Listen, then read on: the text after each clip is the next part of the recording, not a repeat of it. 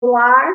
Então, essa é a única coisa que pode acontecer. Então, se eu desaparecer, vocês me perdoem, eu agradeço desde já, mas é isso, a máquina esquentou e não aguentou. Então, acho que a gente, né, não sei como vocês querem fazer. Tá bom, a gente... Posição. Tá bom. Vamos começar então, gente? Uma boa noite a todos. Boa noite a todos os nossos entrevistados da noite. Boa noite a todo mundo que está assistindo a gente. De novo, muito obrigado por vocês estarem assistindo a gente. E hoje nós estamos com 3 formados em Direito, né? Não sei como se fala, advogados, eu sou promotores, estudantes também de Direito, olha só, mais legal ainda. Vamos se apresentar então? Manu, você pode começar se apresentando para a gente? Posso sim. Eu sou Manuela Frota, eu moro em Caraguatatuba, litoral norte de São Paulo, onde eu desenvolvi uma personalidade social.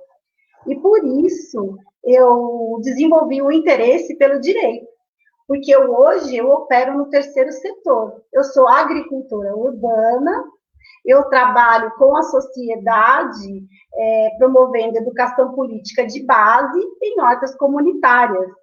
Então, eu transformo o meu conhecimento em ferramentas populares, né? Eu empodero o povo, eu proporciono identidade para quem participa de movimentos sociais, porque, afinal de contas, é através deles que a história deveria ser contada. Então, eu fui voluntária há um tempão, num bolsão de miséria aqui perto, foi me oferecida uma bolsa, na faculdade eu podia escolher o curso, eu sou artista plástica, né, e também...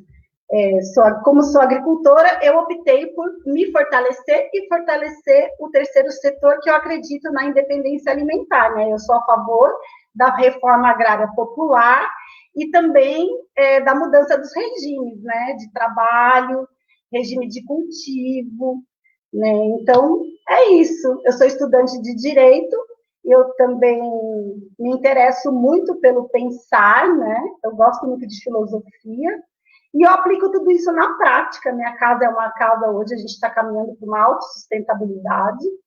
E é isso, eu estou à disposição de vocês aqui. A Helene me passou o roteirinho, né? E é um prazer estar com vocês. Se eu pudesse, eu arrastava todo mundo para o direito. Inclusive, eu acredito que o direito deveria ser muito mais acessível. Lá na Vigília, eu não sei se o Magal e a doutora se lembram daquele senhor de Brasília, que ele tem o direito achado nas ruas. É muito interessante quando você vê o direito transformado em ferramenta de empoderamento social. É isso, então eu sou a Manuela. Um prazer, boa noite. Muito prazer. Semana passada os psicólogos também tentaram arrastar a gente para psicologia, né? Essa semana vamos ser arrastados para o direito. Doutora Ivete, a senhora gostaria de se apresentar agora?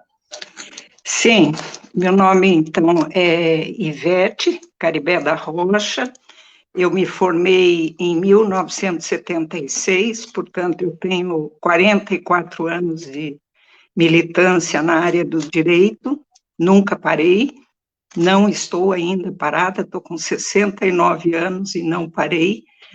E direito é, para mim, a minha energia, que me faz ter alegria, não é uma profissão. É um lazer para mim. E, além disso, eu sou militante, como Magal também.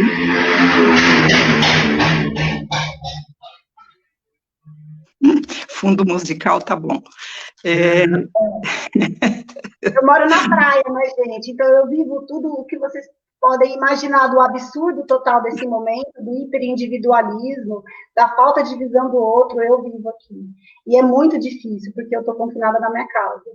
E realmente, vocês não sabem o que, não sei se algum de vocês aqui mora na praia, o Magal, do Corivete, sei que não, vocês também não, né? Então, mas olha, é sofrido. Então, eu vou pedir. Agora, vocês ainda tiveram sorte que o vizinho baixou o funk aqui, ó, porque senão a gente ia conversar ao som do funk. Certo. E hoje é feriado, né? Mas eu me formei, então, em plena ditadura. Fiz todo o meu curso de Direito durante a ditadura militar. Entrei em 1972 na Universidade Federal do Paraná. 1974 eu fui para São Paulo, casei, fui embora para São Paulo e terminei o curso de Direito em São Paulo.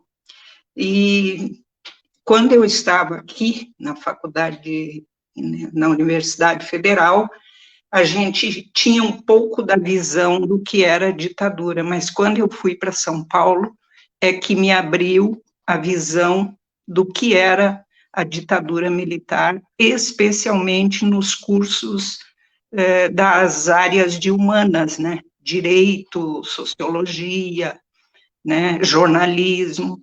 Esses eram os cursos mais visados durante a ditadura militar. Mas eu consegui passar por toda aquela fase, mesmo participando de alguns eventos. Eu participei daquele evento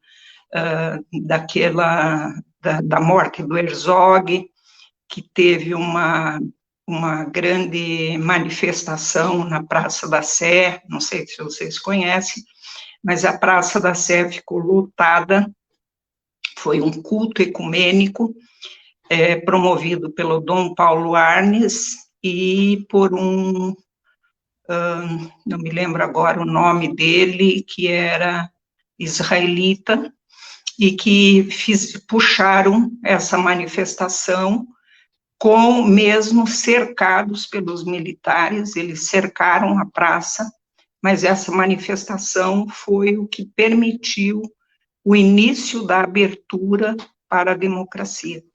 Então, a vida de estudante, a gente tinha sempre um olheiro, um dedo duro dentro da sala, e os professores nos recomendavam que não ficássemos com muita gente pelos corredores, porque ele brincava, mas era verdade, mais de um brasileiro reunido era subversão, então você não podia ficar pelos corredores da faculdade, em grupinhos, porque sempre aparecia alguém, como quem não queria nada, para ver o que se estava falando. Então, era isso. Incrível, nossa, incrível. Meu, que legal. Um momento histórico, assim, acho que foi o momento histórico mais assombrado da nossa história inteira. Nossa, incrível. A gente vai, ao longo da entrevista, extrair um pouco mais de informações da doutora, tá bom? Felipe ou Magal, não sei como você prefere que eu te chame. Olá, boa noite a todos. É um prazer estar aqui participando dessa roda de conversa do lado da minha amiga doutora Ivete Calibé, do lado de vocês. Manuela também já conheço, também já é minha amiga. E é um prazer estar podendo falar para todas as pessoas que estão nos ouvindo, ou vão nos ouvir, ou vão nos escutar. O processo de formação de um homem, ele a conjuntura de todas as suas condutas, de todas as suas capacidades, que, no fundo, justificam o seu caráter. A formação das pessoas que lhe ladeiam, das escolhas que se faz, e das idas e dos caminhos por quais tem mais afeto e mais acolhida a percorrer na escolha de uma profissão ou na escolha de um caminho, é o que vai formar aquilo que você vai deixar como legado, como história, dentro de um processo do qual você faz parte. E esse processo do qual a gente faz parte, juntando com o pessoal da psicologia, porventura, né, já visitaram este canal anteriormente, é um processo do encontro de si mesmo. Esse encontro de si mesmo é a busca pela autenticidade de si mesmo. Cada vez nós caminhamos para sermos exatamente aquilo que somos. Até parafraseando uma frase, ou um haikai de um poeta conhecido aqui de Curitiba, quem sabe o mais conhecido, que era o polaco da Barreirinha, o Paulo Leminski, ele dizia isso de querer ser exatamente aquilo que a gente é, ainda vai nos levar além. Então, a minha escolha pelo curso de Direito, ao qual eu sou formado desde 2007, era para estar formado um pouco antes, mas acabei me formando um pouco depois, por uma série de escolhas que também participaram desse processo, fez com que eu andasse num momento histórico muito, muito singular e muito salutar da nossa história contemporânea ou do nosso dia a dia. Eu conheço essas pessoas, das quais eu saudei desde do início da entrevista, a doutora Ivete e a doutora Manuela, por nós estarmos ligados por uma relação popular, uma coisa de luta, de vontade de um povo, através de uma democracia que estava sendo e que está sendo constantemente agredida. Eu acho que nós, que juntamos hoje nesse bate-papo, somos trazidos aqui para participarmos de um debate público a qual nós nunca fugimos, ao qual nós nunca nos olvidamos, nunca nos deixamos de escutar, pelo menos a voz dos nossos corações, para irmos em busca daquilo que, de fato, pensamos que é o melhor para todos nós, o melhor para todas as populações. Então, a escolha do curso de Direito é uma escolha sábia. Sábia porque o curso de Direito é um curso muito abrangente. E por ele te dar todas as formas de atuar dentro de um corpo de um dos espíritos da lei, como já dizia Montesquieu, de um destes pilares da sociedade, faz com que a gente caminhe para uma série de possibilidades, de acordo com aquilo que você quer. Se você quer prestar uma carreira pública em busca de uma função pública para o Estado, ou de uma estabilidade pública, ou se você quer advogar por uma determinada causa, uma determinada categoria, assim também como você pode escolher por todos os outros meandros que o campo público e o direito público formam a este estado social do qual nós vivemos. Esse estado social ele é formado por metade povo, que é a sociedade civil, metade governo. Tudo isso que infere e que interage entre nós fazem parte das coisas privadas, dos nossos interesses, das nossas vontades, do lugar de inteligência que nós colocamos as coisas, aos materiais, aos pontos objetivos e objetos da causa. E tudo que faz ser melhor para cada um de nós está atrelado a todas essas escolhas, para onde a gente quer ir. Então, eu tenho certeza que vai ser um grande bate-papo e eu estou muito feliz de estar participando. Muito obrigado pelo convite de vocês. Humildemente agradeço por estar aqui do lado de pessoas tão ilustres. Muito obrigado, Felipe. Nossa, então vocês viram que a live de hoje vai ser boa, né? Nós temos 3 grandes feras aqui com a gente. Uma mulher completamente independente, super sustentável, pensando num pensamento super futurista de mundo. Uma fera que viveu a ditadura militar na pele. Incrível a história. E o Felipe, nossa, Felipe, só pelo que você já falou, eu já queria fazer direito já. Quase que eu tô trocando de curso. Mas deixa eu perguntar. Então, entrando um pouco mais nessa questão Então, antes, espera aí, deixa eu me apresentar agora. Porque semana passada eu já não estava. E então, eu sou do 3º ano do Alicia, né? Para quem não me conhece ainda. Meu nome é Rebeca. E eu sou daquela ainda que estou indecisa. Na verdade, tinha uma profissão firmada antes da pandemia. Aí, essa pandemia me fez refletir muito e agora eu tô com umas 5 profissões para escolher. Vem pro direito, mas é isso aí. Das mulheres. O futuro é das mulheres. Depois, mais para frente, na conversa, a gente vai falar disso. Mas o Felipe falou uma coisa muito interessante, a doutora Ivete também, juntando a fala dos dois, e assim, a formação da pessoa, né? O que a gente quer com direito, né? E a gente é tudo socialista. O que a gente quer? A gente quer mais que o Estado, o direito serve para proteger o mais fraco do mais forte. Né? Então, aqui é uma oportunidade ímpar essa conversa, porque aonde vocês vão arranjar gente do direito socialista para conversar? É muito difícil. Na faculdade, vocês vão se deparar com profissionais que defendem o direito privado, a maior parte civilistas, a maior parte sem consciência nenhuma dos movimentos sociais. E isso é empoderamento da economia privada. Né? Então, isso aqui é uma oportunidade, gente. Rebeca, vem para o direito. Porque o direito, as pessoas podem ganhar dinheiro sim, mas não é com a dor do outro, não. Não é com a dor do outro, é pensando em saídas, em soluções que sejam boas para todo mundo, né? É um prazer imenso. Eu gosto muito de vocês, viu? A Elaine é uma amigona, como o Magal falou, esse nosso relacionamento, ele é social, né? Ele tem uma raiz social. A gente não se conheceu ali no barzinho, ou a gente não se conheceu ali no fluxo, né, doutora Ivete? Qualquer dia a gente vai no fluxo. Mas não foi assim, né? Não foi assim. A gente se conheceu lá na luta, no dia a dia, firmando um posicionamento popular. Popular, porque também tem essa, o direito, assim como a medicina, ele é um curso elitista. Ele é um curso elitista. E como nós vivemos num país onde as oligarquias familiares do poder estão aí mandando em tudo desde sempre, você vai encontrar a maior parte das pessoas que têm acesso a esses cursos e têm uma formação muito boa, são pessoas dessas famílias. Então, o que a gente tem? A gente tem que entrar no direito, entender que o direito pode ser uma ferramenta de transformação social e investir nisso lendo, aprendendo a história, né? Sabendo como é que isso tudo, porque não adianta o estudante de direito ou em qualquer outra profissão, ele não saber o que está acontecendo. Ficar solta, pessoa solta, sem formação política, né? sem educação econômica. Isso daí é terrível, gente.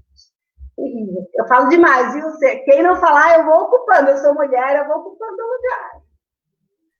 Tá certo, tá certo. Mas é isso, eu tô bem nervosa. Semana passada não pude participar, mas essa semana a gente tá aí com convidados, né? Maravilhosos, como vocês estão vendo, galera. Então é isso aí. Pode falar, Desculpa, Vilmar. Rebeca, por ter esquecido de você se apresentar. É porque a gente conversa tanto no grupo, né?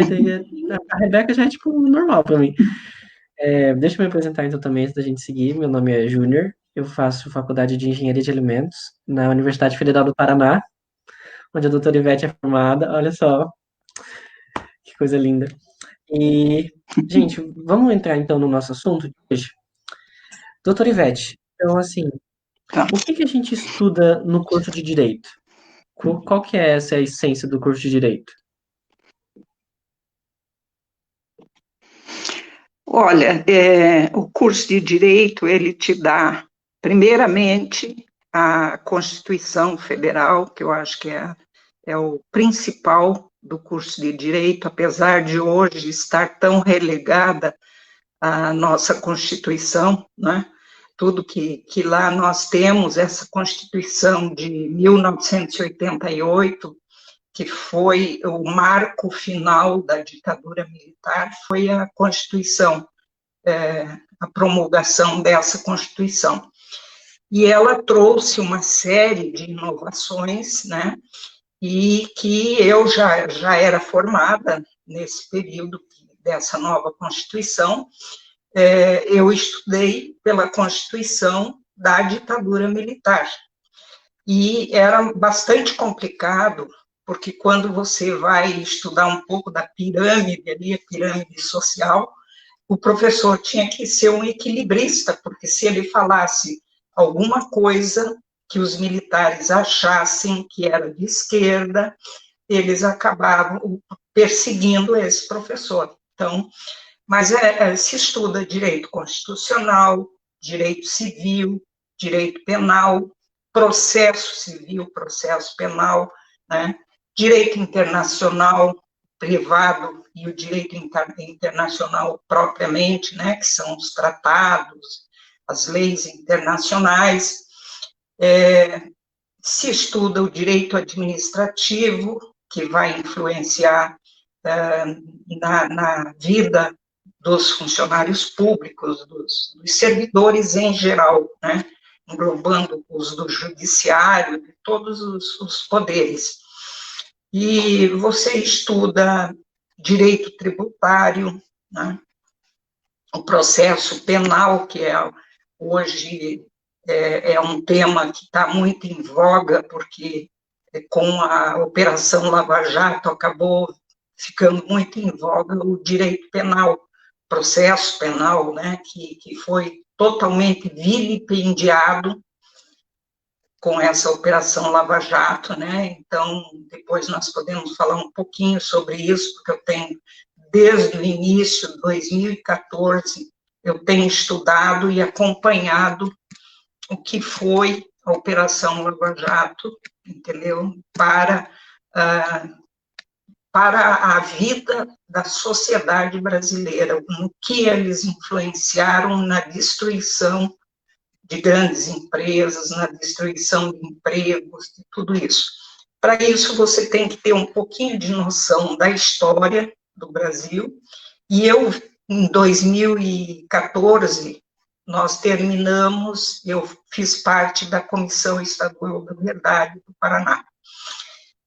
E o meu grupo de trabalho era a Operação Condor, que atuou em toda a América do Sul. Então, eu tinha feito muita pesquisa sobre as ditaduras do Cone Sul, do nosso continente.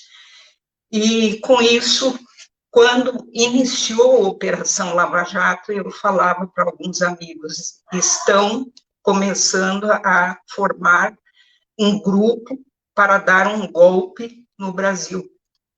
E as pessoas achavam que, nossa, que eu estava, talvez, muito ainda na cabeça com aquilo que eu pesquisei na Comissão da Verdade, e seria uma espécie aí de teoria da conspiração. Só que foi passando o tempo e foi se vendo que realmente o que se preparava era um golpe. Então, voltando lá à pergunta sua, o que se estuda, né, e a gente acaba divagando um pouco, porque é preciso a gente situar no nosso momento, né. Então, tínhamos tudo isso, tínhamos teoria geral do Estado, não sei nem se tem ainda, porque era uma matéria mais voltada para nacionalismo, que os militares queriam impor e tudo. Então, a teoria geral do Estado, nós tínhamos latim, ainda tínhamos latim, sociologia, mas a sociologia era bem básica, filosofia, sociologia era bem básica, né? E a introdução à ciência do direito, que essa é uma matéria mais, vamos dizer, mais profunda, que estudava o direito em geral, né?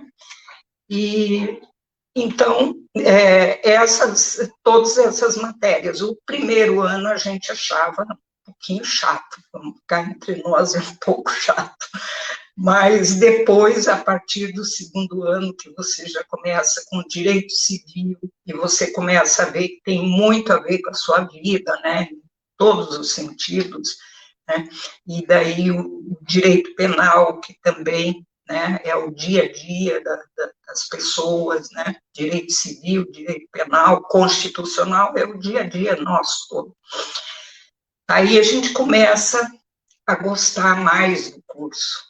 No terceiro ano, para nós começávamos já com processo civil, processo penal, e aí sim começa a ficar muito interessante o curso, porque você começa a ver como é que se trabalha, como é que se opera dentro da justiça, dos fóruns, dos tribunais, né? Como é que você leva o direito das pessoas aos tribunais, aos fóruns, etc. E aí que vem realmente a realidade do curso. Para mim, foi sempre muito prazeroso, porque, a não ser tributário, que eu não gostava, né, o direito penal eu acabava também não gostando muito, mas o restante foi sempre muito prazeroso, porque eu sempre tive o viés que a Manu estava falando, esse viés social, né, de querer, de usar o direito não só para a minha subsistência, para ganhar dinheiro, mas principalmente para poder atuar socialmente, entendeu? Para aquelas pessoas que não tinham como até contratar um advogado e tudo. Então, a partir do terceiro ano, eu fui trabalhar no fórum já e fazia como escrevente de audiências, então foi muito importante para mim aquela vivência, junto com o processo, o estudo do processo civil. Eu trabalhava numa vara civil, onde eu era escrevente mesmo nas audiências. Então, eu ouvia as partes, ouvia as alegações, ouvia tudo, e muitas vezes o juiz já tinha me dado a cópia da sentença antes das alegações dos advogados. Então, eu vi como funciona lá dentro, entendeu? fora e dentro. Então, a gente ficava, às vezes eu via, né, o advogado se esforçando tanto em fazer belíssimas alegações, argumentos, teses, mas a sentença já estava dada. Claro, ele podia depois recorrer, né? Mas já estava dado. Então, essa vivência prática, para mim, é a coisa mais importante. Para mim, foi interessante. E daí o direito administrativo, que não é muito apetitivo aí, porque a gente é um direito mais voltado mesmo para quem quer seguir uma carreira pública, você estuda mais profundamente, como direito tributário também, tudo isso. Mas eu sempre gostei muito da área civil e direitos humanos, não tínhamos essa matéria nos cursos, que talvez da agora em diante possa ter, o Magal vai falar aí se tem ou não tem, mas nós não tínhamos nem direito ambiental e nem o direitos humanos. E eu vi na Argentina, em todos os cursos de engenharia, medicina, tem a cadeira de direitos humanos.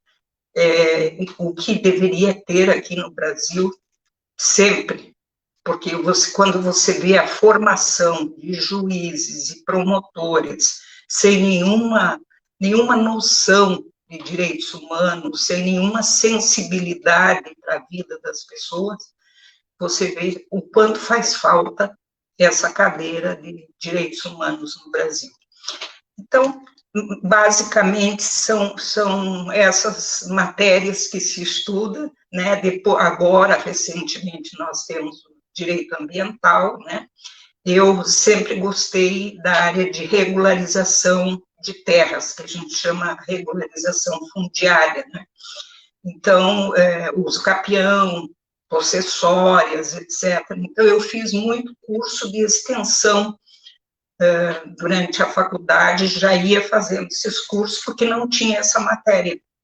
Então, a gente tinha muita coisa que a gente não teve durante o curso, mas tinha também a possibilidade, a Universidade Federal dava essa possibilidade de você fazer bons cursos de extensão universitária, sem nenhum custo, né?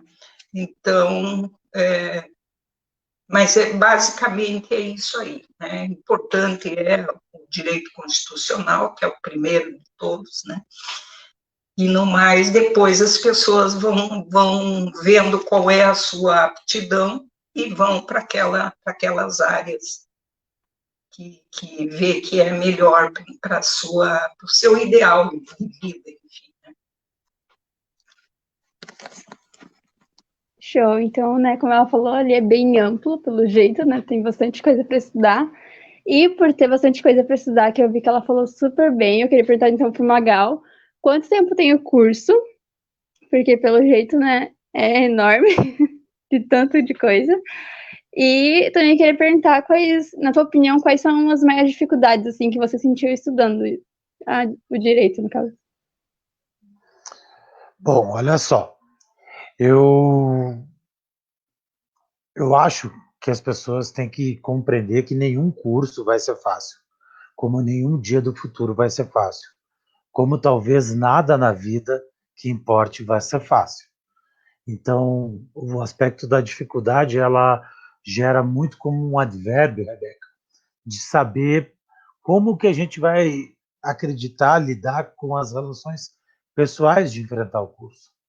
Eu vivi uma faculdade que ela, em tese, tem 10 períodos, né? Você se forma em 5 anos, se você cumprir todas as cadeiras a seu tempo, mesmo usando das prerrogativas de, às vezes você pode carregar uma dependência, mas você também tem de cumprir uma série de atividades complementares, que são matérias complementares adjacentes que vêm a encorpar o teu currículo, como, por exemplo, a doutora Ivete citou na sua fala, questões de direitos substantivos ainda mais, hoje cada vez mais presentes, mas que também na minha época eram optativos, não faziam parte da grade do programa de aprendizado, tais quais direito ambiental, tais quais direito humano, como também na parte da propedêutica ou da hermenêutica se encontrava o direito romano, metodologia científica, filosofia jurídica, a criminologia, especificações de determinados temas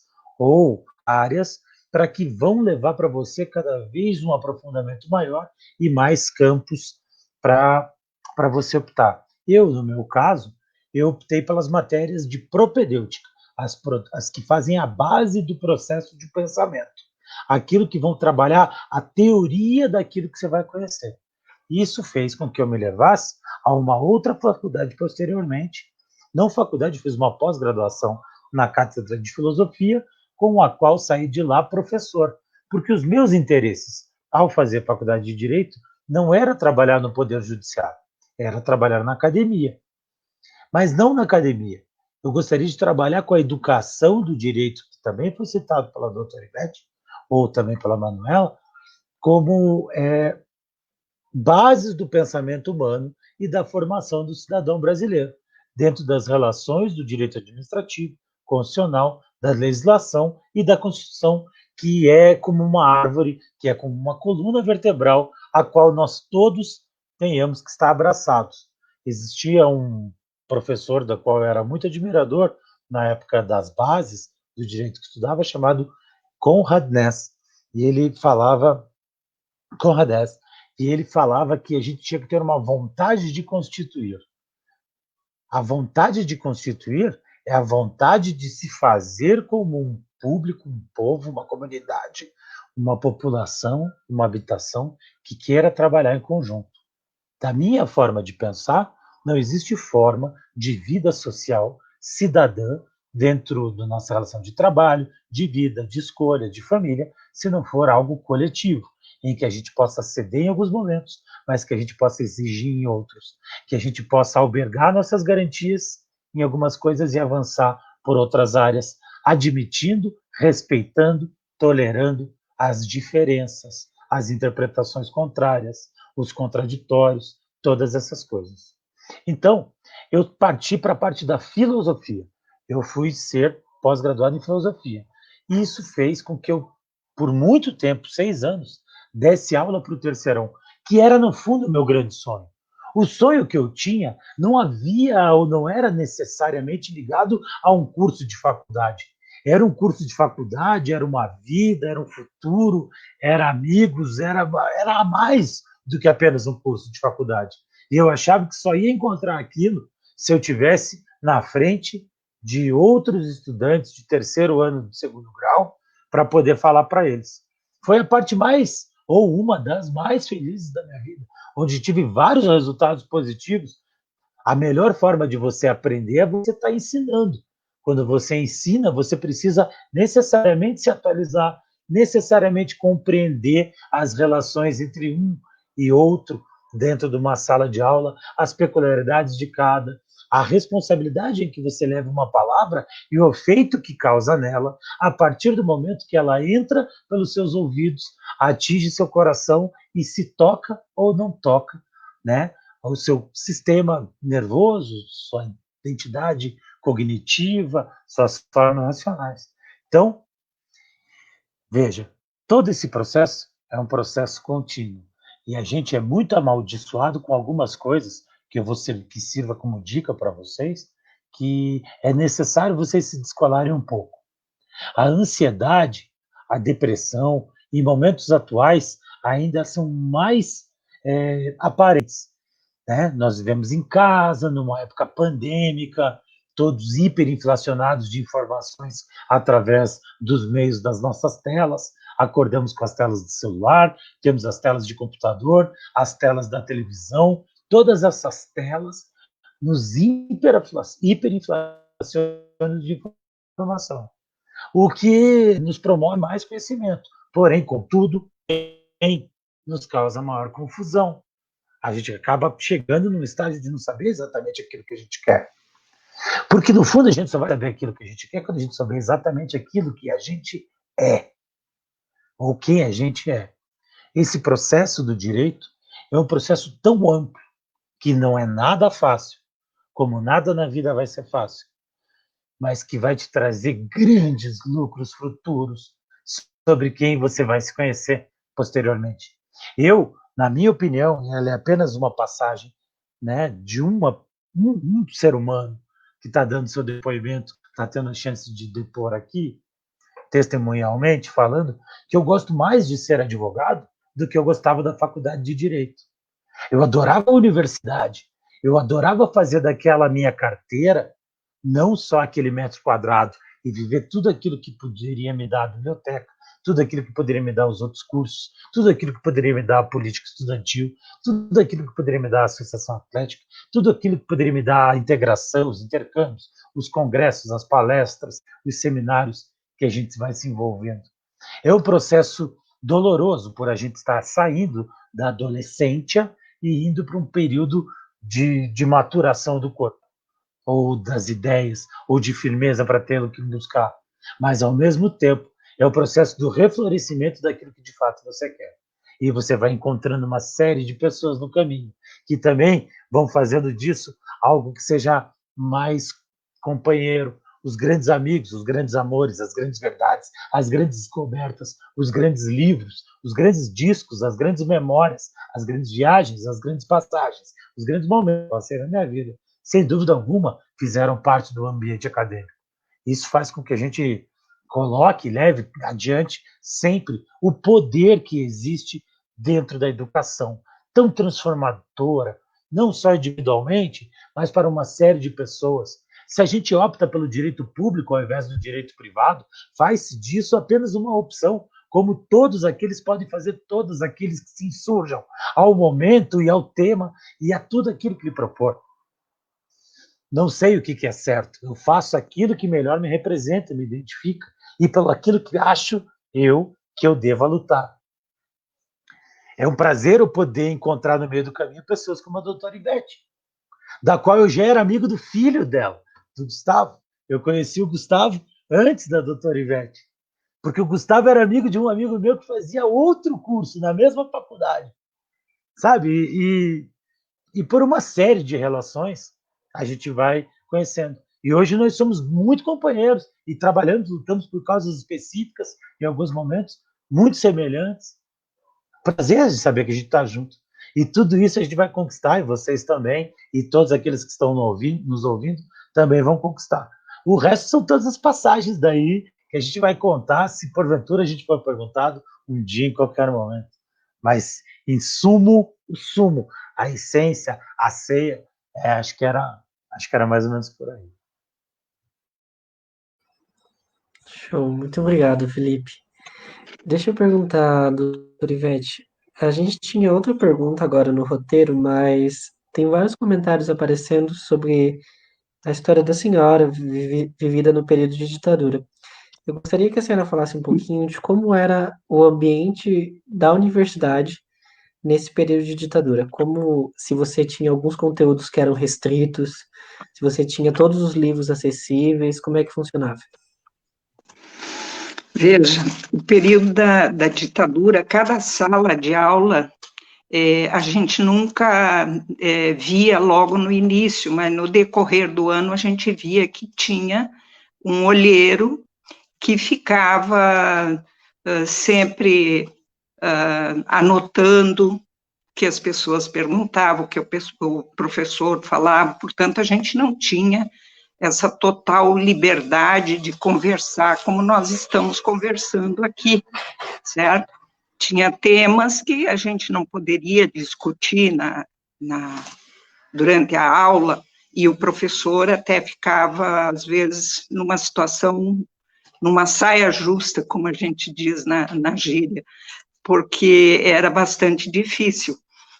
Como eu falei, a aula de direito constitucional, né, nós tivemos professores na Universidade Federal que foram presos, o professor Vieira Neto foi extremamente perseguido, ele era titular, por exemplo, da cadeira de direito civil, se eu não me engano, direito civil, e ele teve que sair por um tempo, porque ele começou a sofrer perseguição pela sua ideologia, vamos dizer assim, que ele não manifestava durante a aula, mas a ditadura passava a perseguir por qualquer coisa. Então, você não tinha acesso a muitos livros, né? Por exemplo, Paulo Freire, jamais nós poderíamos ler. Eu só vim conhecer Paulo Freire depois que eu fui para São Paulo, inclusive conheci a esposa dele, mas eu não conhecia os livros, né? A maioria de livros marxistas, por exemplo, jamais nós poderíamos levar um livro desse para a faculdade. Então, a gente tinha uma série de restrições, né? Mas a vida da gente, durante a faculdade, a gente saía muito em festas, aniversários, onde a gente tinha mais liberdade para conversar. Na faculdade, realmente, a gente não tinha liberdade para conversar. A Universidade Federal, para quem conhece ali a faculdade de Direito, ela tem aqueles corredores imensos, né? E a gente ali não ficava, porque passava o que a gente chamava de bedel. Bedel acho que nem existe mais. Bedel era aquele que passava a lista de presença dos alunos. E ele ficava passando no corredor.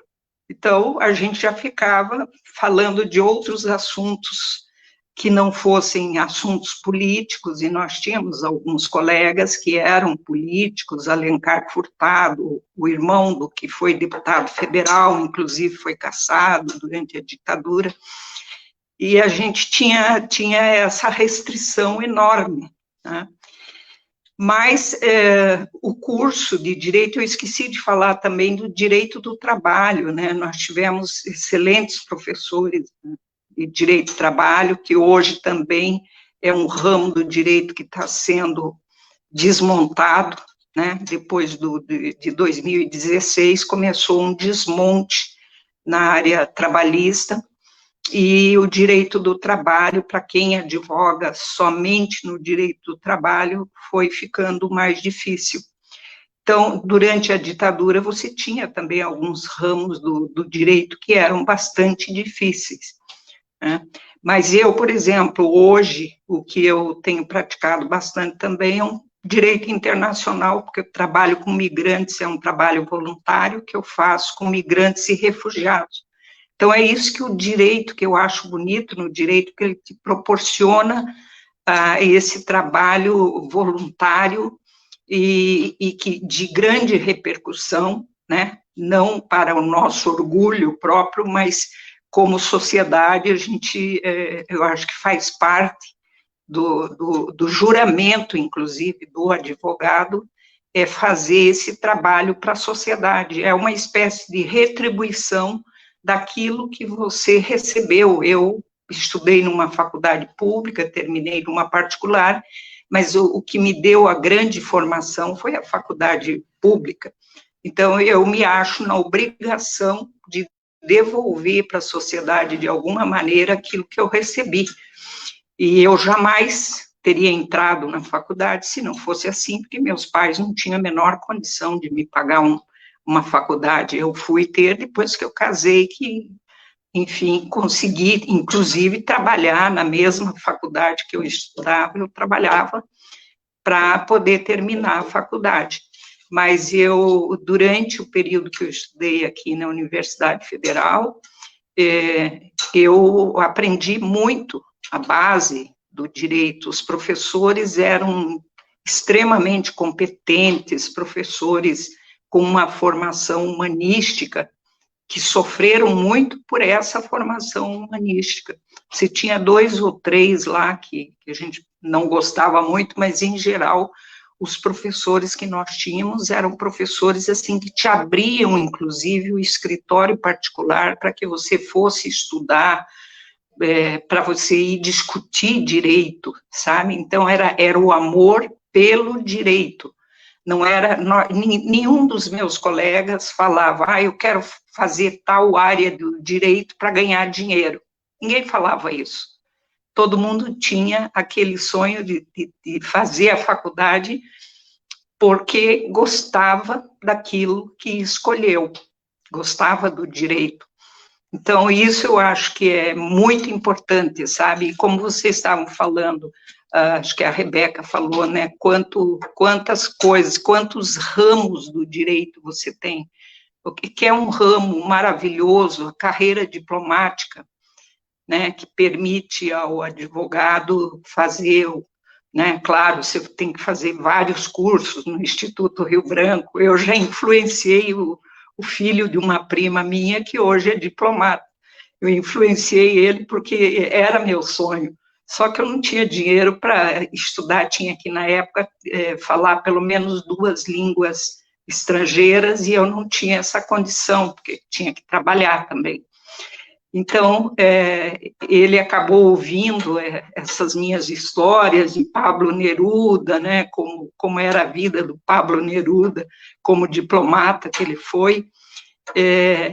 Ele acabou sendo influenciado por mim e hoje é um diplomata, já foi diplomata em Moscou, na Índia, voltou agora para o Brasil, infelizmente, coitado, voltou agora para o Brasil.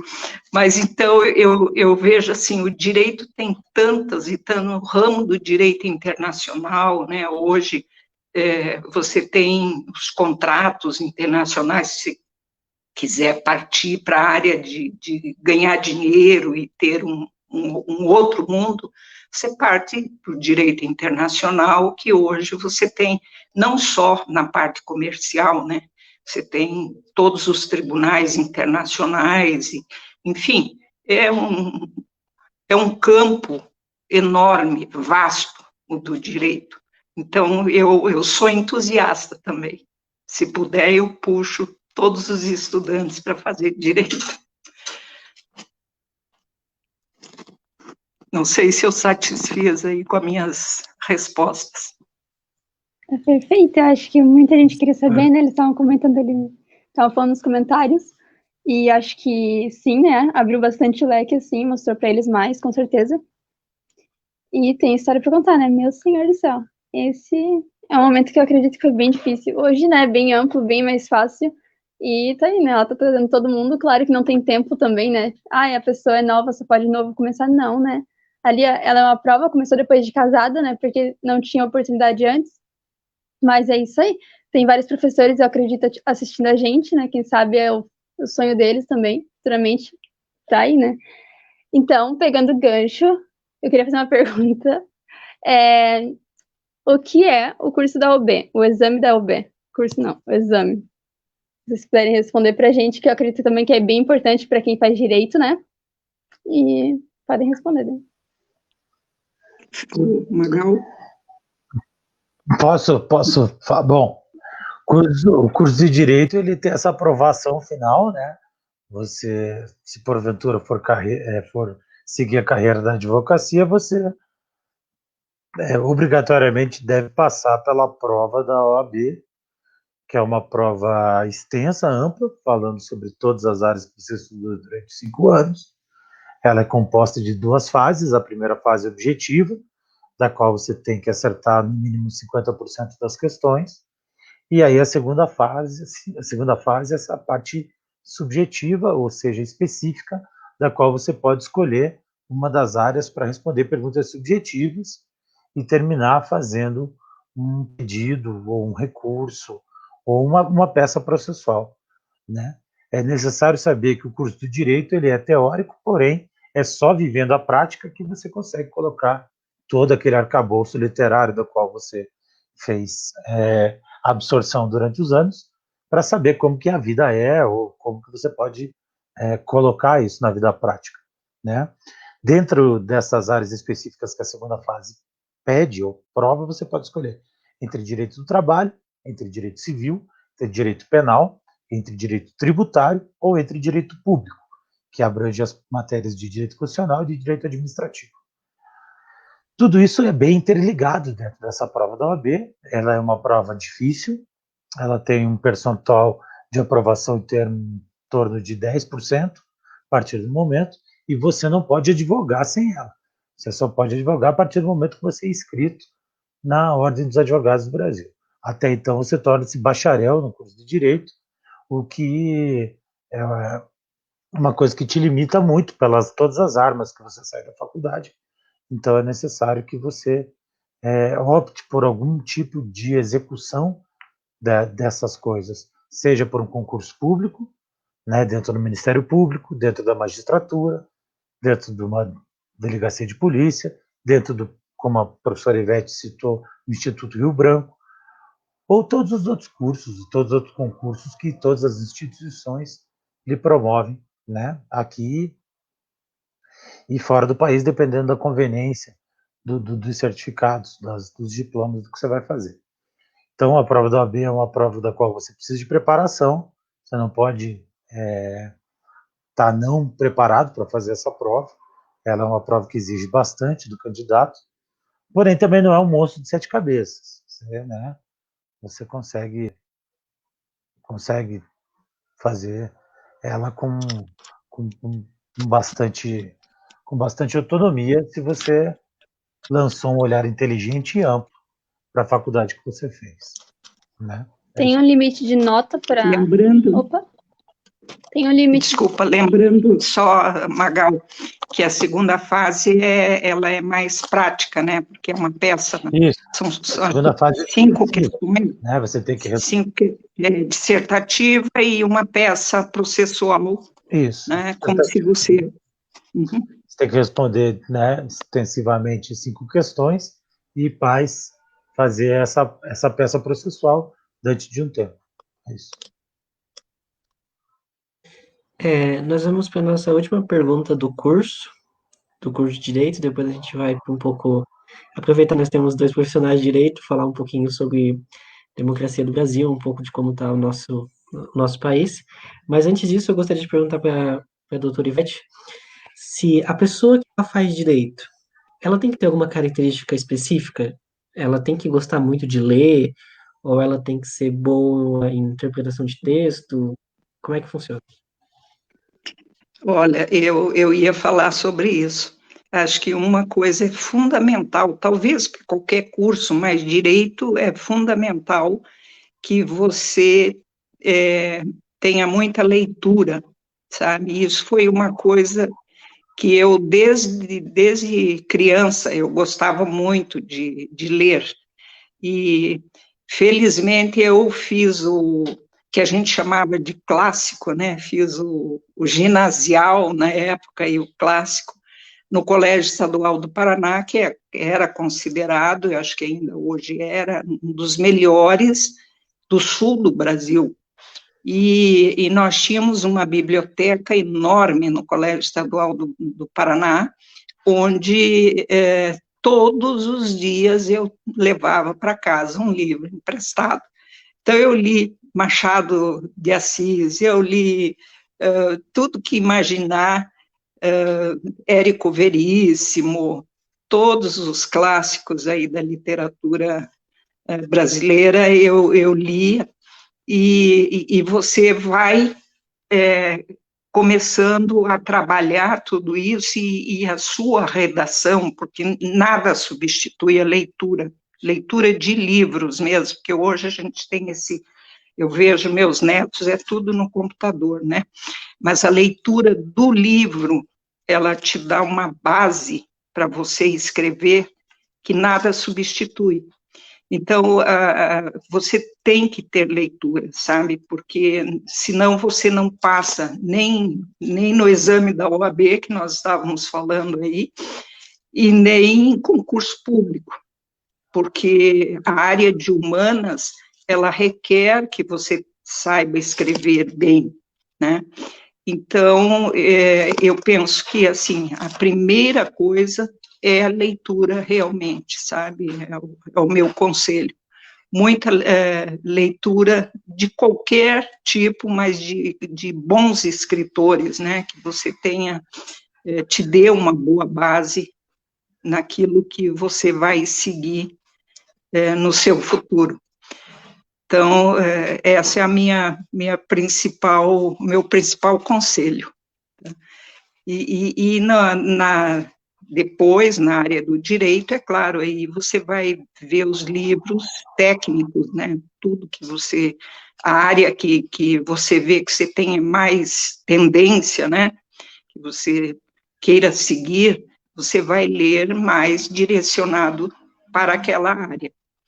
Mas eu, por exemplo, não deixo de ler tudo quanto é livro aí que me oferece durante o período que eu estive na Comissão Estadual da Verdade. A gente recebia muitos livros, né, muitos dos ex-presos políticos, dos perseguidos políticos, escreveram suas histórias. Eu li a grande parte, aquilo que eu não li está ali reservadinho para eu ler num momento que eu tenha condições, mas eu li quase todas as histórias, sabe? Li a história do cofre do Adhemar, daqueles sequestros dos embaixadores para poder libertar os presos que estavam sendo torturados e seriam mortos se não fossem liberados.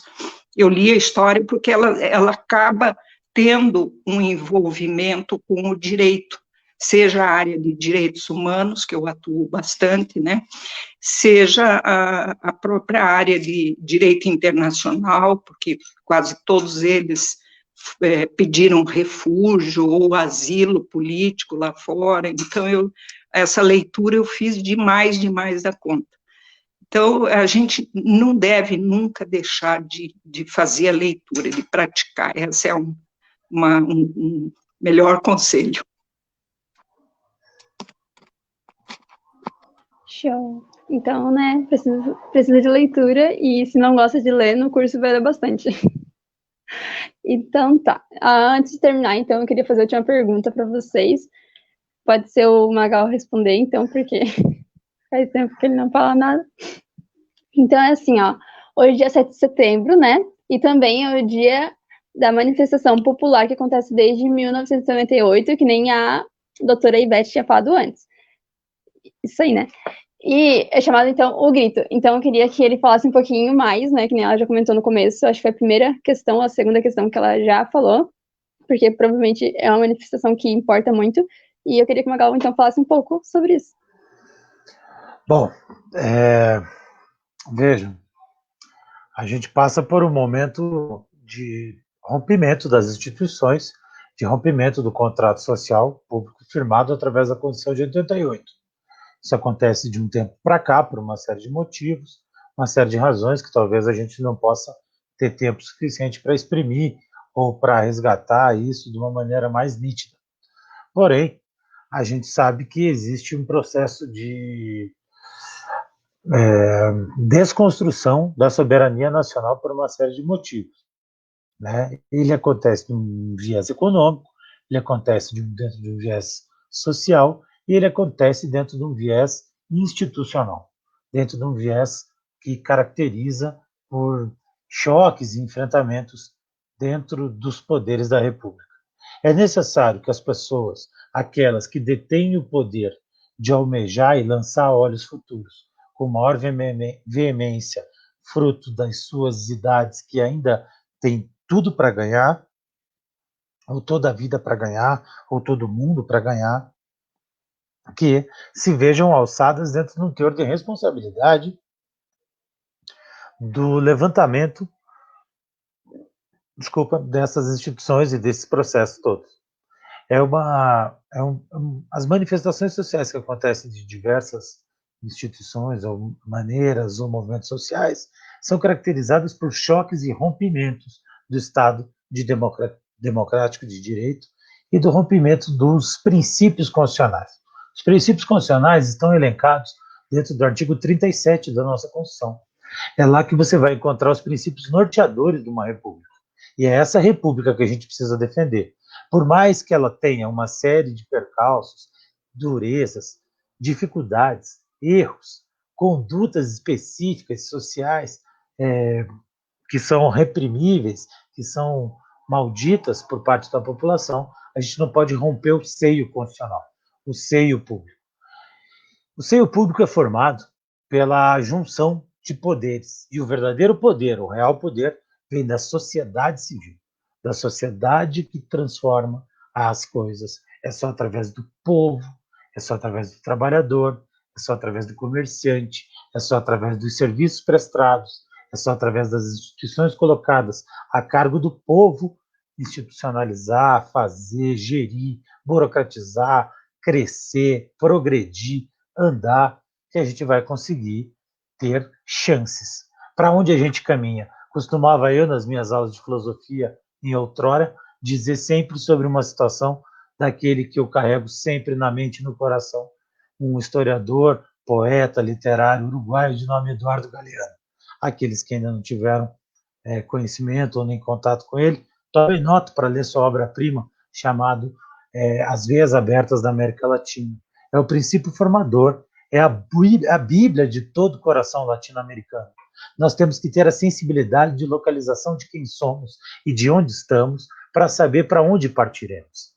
E ele, dentro dessa obra, e dentro de mais do seu arcabouço literário, ele é um homem que tem muitas publicações, e vocês vão encontrar muitas coisas interessantes no processo de individuação de vocês.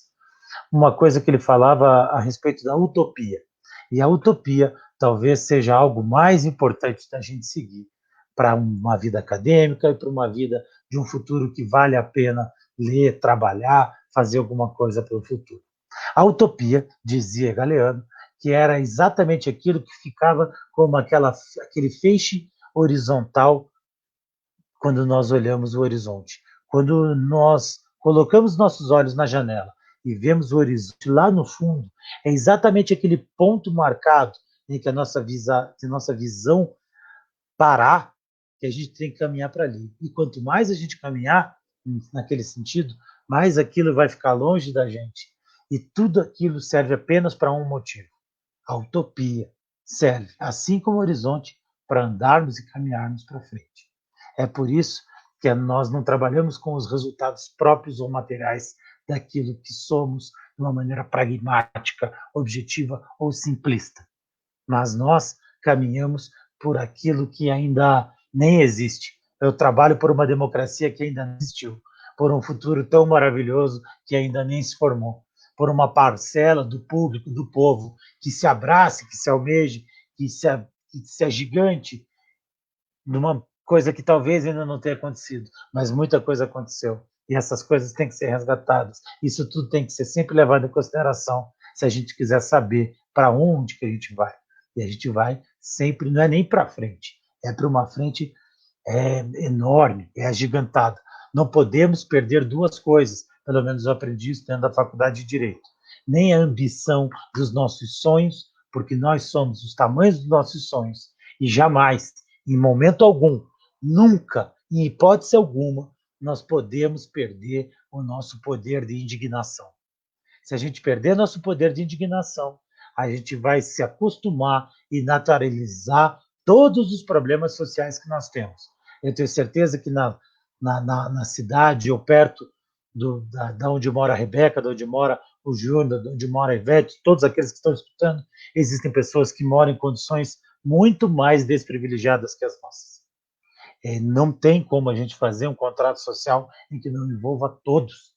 E para envolver todos, é bom que a gente lance um olhar inteligente por isso, que a gente busque em prol de passos e de coisas mais sociais, mais coletivas, mais públicas. É um ideário para todos. Cada um tem o direito de fazer o que quiser. Mas a tutela daquilo que a gente tem que levar adiante, pelo menos dentro do curso do direito, é que, em primeiro lugar, vem a tutela da vida, não a tutela do patrimônio. Infelizmente, muitas das vezes, as leis e os dispositivos legais e o poder judiciário mostram que a tutela pelo patrimônio é mais importante que a vida. Isso não é bom, isso não leva a gente para algum lugar algum, a não ser a bancarrota ou apenas a semelhança de um distanciamento social cada vez maior. A nossa tutela é a vida, e é por isso que nós temos que partir em busca dela. Dias melhores virão, e aproveitando as palavras maravilhosas que hoje fui assoberbado dentro dos melhores 23 minutos que eu tive nos últimos 4 anos, que foi a passagem do ex-presidente numa fala às 3 da tarde, queria acabar, já deixando minhas considerações finais, acredito que o programa esteja chegando ao fim, por ser a última pergunta, queria deixar como considerações finais as mesmas palavras que ele usou. viveremos e venceremos. Muito obrigado a todos, muito obrigado àqueles que nos ouviram, obrigado pelo convite, estou aqui à disposição de vocês, e se for para continuar, também estou disposto. Muito obrigado, Felipe. Realmente a gente já está se encaminhando para o final. Já que você deu as suas últimas considerações, agora a gente vai abrir para a doutora Ivete dar as Antes suas de últimas falar, deixa eu falar uma considerações. coisa, como é incrível tu ver a pessoa quando ela gosta daquilo ali que ela tá fazendo, do trabalho dela, como é incrível ela fala disso como se fosse tomando água, assim, de boa todo dia. É muito legal isso, é muito legal né? mesmo, saber escolher a faculdade, saber escolher o curso e se apaixonar por aquilo, né? Então é isso aí. Pode dar considerações finais agora. Verdade. Verdade. Bom, eu queria dizer para vocês que esse momento que nós vivemos, aproveitando um pouco o gancho do que o Magal falou, nunca se precisou tanto de advogados, advogadas, como nesse momento, de juristas, de gente que realmente seja solidária com a vida do outro, com os problemas do outro. Nós temos, por exemplo, na área que eu atuo com migrantes e refugiados, você tem hoje uma leva de refugiados e de migrantes aqui em Curitiba, no estado em geral.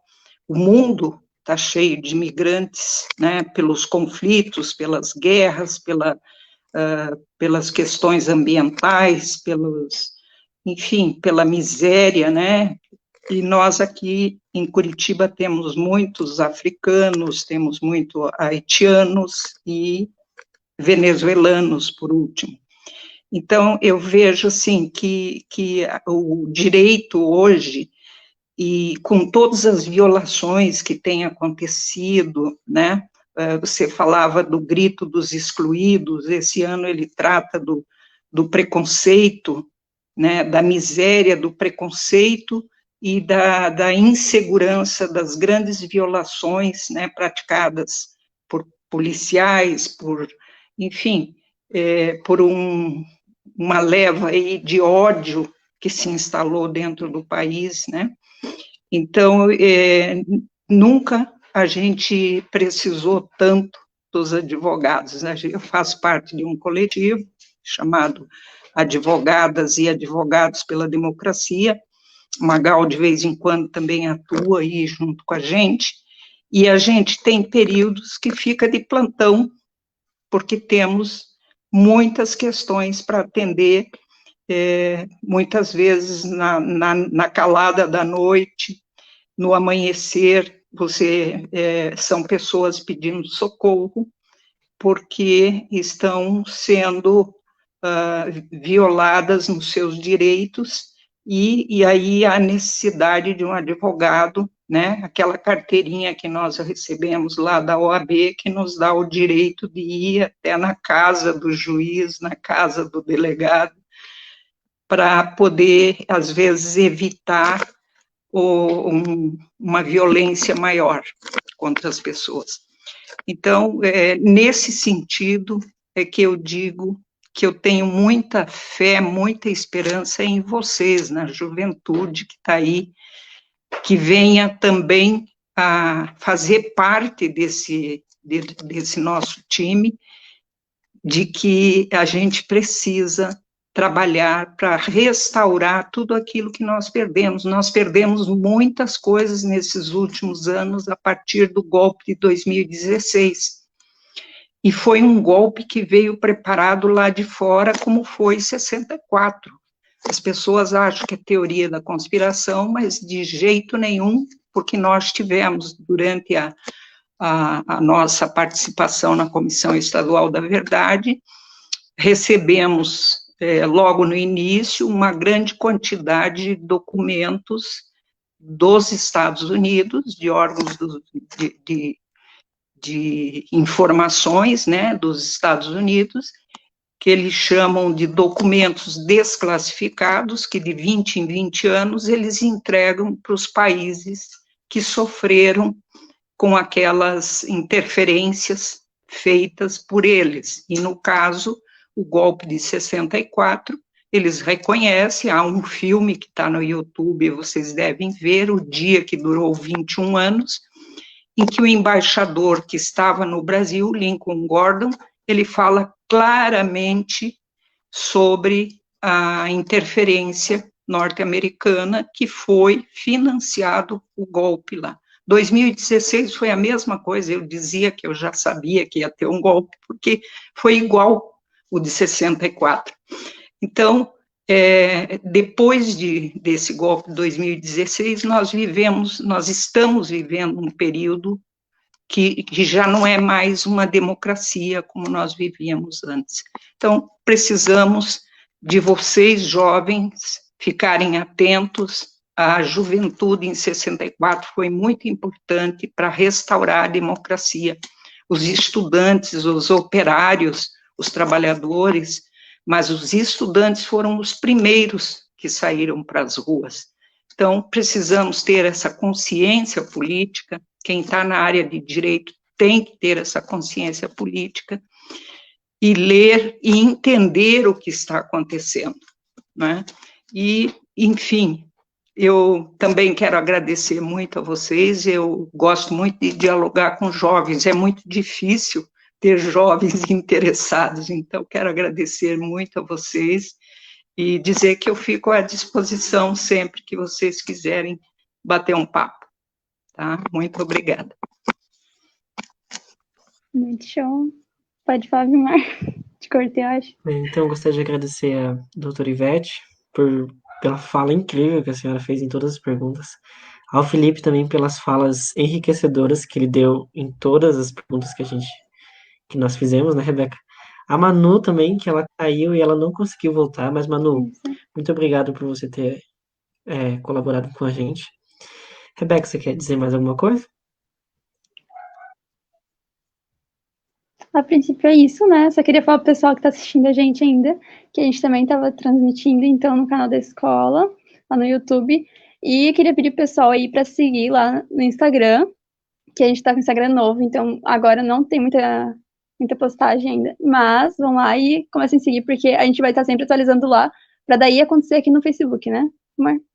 Como que é o nome do canal e do Instagram? Foco. Isso aí.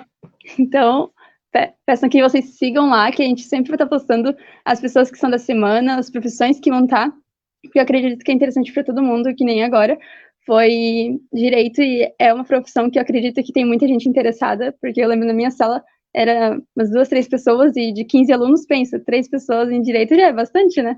E tem várias profissões para seguir. Então, é uma área muito legal, e obrigado por ter aceitado o convite, galera.